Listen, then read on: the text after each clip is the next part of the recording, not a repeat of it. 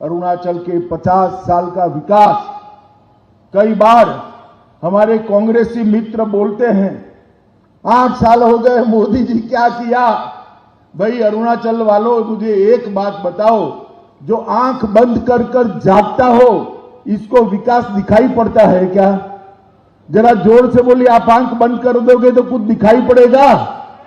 जोर से बोले, दिखाई पड़ेगा? एक कांग्रेस वाले आंख बंद कर कर विकास को ढूंढ रहे।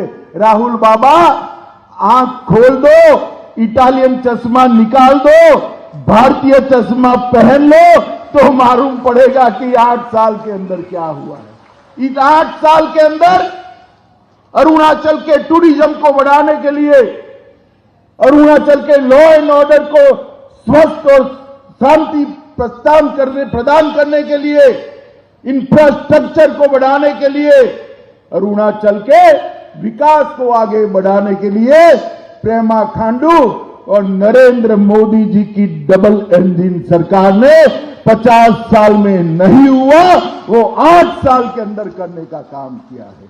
मित्रों, प्रधानमंत्री जी ने पूरे नॉर्थ ईस्ट को आज देश के मध्य नक्शे के अंदर लाकर रख लिया है।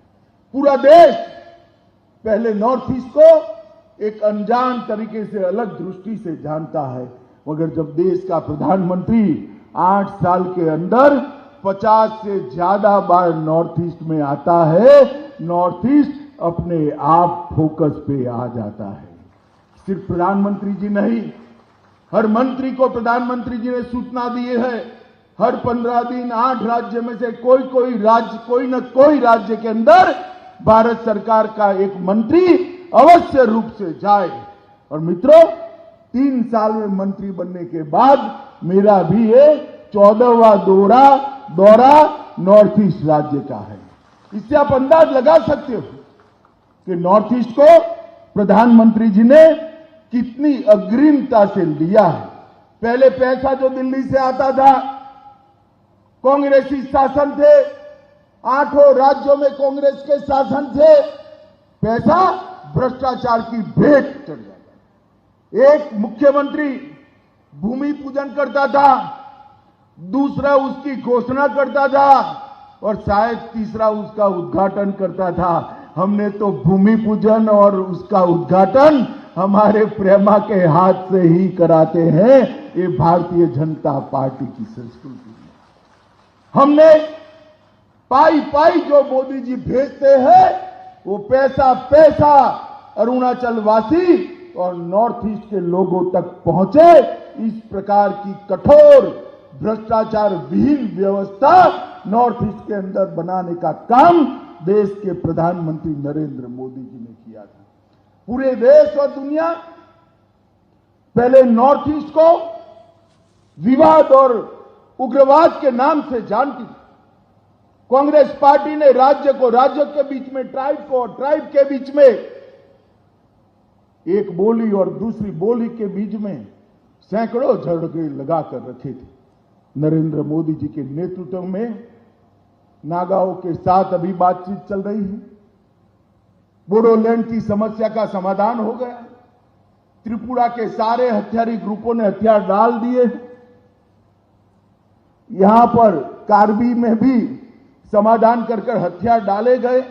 पूरे नॉर्थ ईस्ट में 19 से लेकर 22 तक 3 साल में 9600 उग्रवादी लोगों ने हथियार डालकर मेन स्ट्रीम में आने का काम किया। जिस नॉर्थ ईस्ट को एक जमाने में आतंकवाद के कारण, उग्रवाद के कारण, गोली और बम धमाकों के कारण, मृत्यु के कारण अखबारों में सुर्खियां मिलती थी, वो नॉर्थ ईस्ट को आज टूरिज्म के कारण, विकास के कारण, इंफ्रास्ट्रक्चर के कारण, उसकी अलग अलग बोलियां, भाषाएं, नृत्य, संगीत, खान पान के कारण आज पूरा देश जानने लगा है। मित्रों, नरेंद्र मोदी सरकार ने नॉर्थ ईस्ट के लिए 3 सूत्रीय एजेंडा बनाया है। एक, यहां की बोलियां, भाषाएं, नृत्य, संगीत, खान पान, सांस्कृतिक विविधता और कुदरती सौंदर्य को इसका उपयोग कर उसको संरक्षित करना, संवर्धित करना और दुनिया भर के टूरिज्म को हमारे खूबसूरत नॉर्थ ईस्ट और अरुणाचल में लाना। दूसरा, पूरे नॉर्थ ईस्ट के राज्यों के अंदर सारे विवादों को समाप्त कर कर शांति प्रस्थापित करना। 50 साल से आसाम और अरुणाचल के बीच में सीमा का विवाद चल रहा है। मैं बधाई देना चाहता हूं पेमा खांडू और आसाम के मुख्यमंत्री को। सालों से चला हुआ विवाद, आसाम के मुख्यमंत्री ने बड़े भाई की भूमिका निभाई और प्रेमा जी ने एक रचनात्मक अप्रोच लिया। मैं आपको विश्वास दिलाता हूं, कुछ ही समय में ये सीमा विवाद समाप्त होने जा रहा है। कब तक हम लड़ते रहेंगे? कब तक एक राज्य और दूसरा राज्य लड़ता रहेगा?